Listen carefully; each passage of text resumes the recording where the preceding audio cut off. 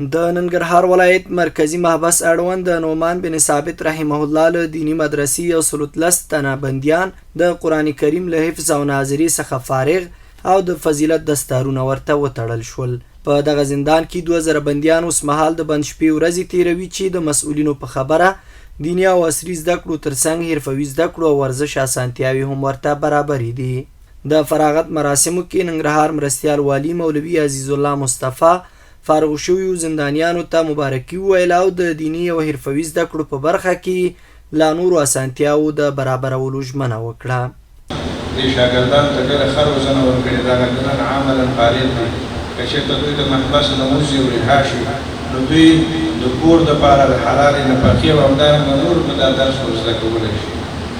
د زندان د مسؤلینو نه مې دا خواهش دی چې دغه درسي حلقات او دغه سلسله جاري وساتي او دا وساتو.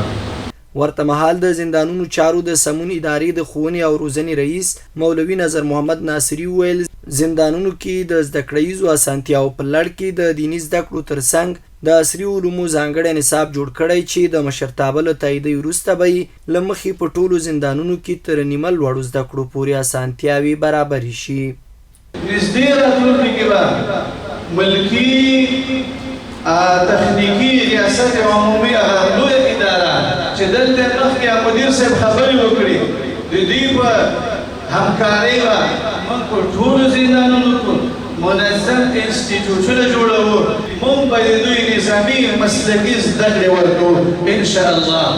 ورته مهال د دغه زندان له اړونده مدرسې او حرفوي زده کړو څخه فارغ بندیان باور او اختر محمد د اسلامي امارت څخه خوښ دي چې زندان کې ورته د زده کړو اسانتیاوي برابرې کړي دي. دوی وایي هڅه کوي د بند ټوله موده په زده کړو تیره کړي تر څو کور ته د بیرته ګرځېدو پر مهال هم کورنۍ پرې وویاړي او هم تر زندان وروسته د زده کړې حرفې له لارې خپلې کورنۍ ته حلاله نفقه پیدا کړي. او که بندیان غواړي چې ځان اصلاح کړي باید همدلته هر څه زمینه شته ده. دومره خوشحاله یم چې په دې 30 کاله کې ما دومره خوشحالي نه ولیدله چې د 18 میاشتو کې ما دلته ولیده چې دا قرآن شریف مې ختم وکړو.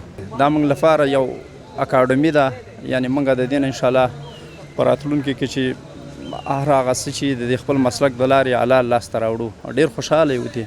د زندانونو چارو د سمون ادارې د معلوماتو له مخې ټول هیواد کې د زندانونو اړوند 6 نوي مدرسې فعالې دي چې په تیرو 3 کلونو کې 3000 تنه د قرآن کریم له حفظ او ناظري او 1500 تنه له حرفوي زده کړو څخه فارغ شوي.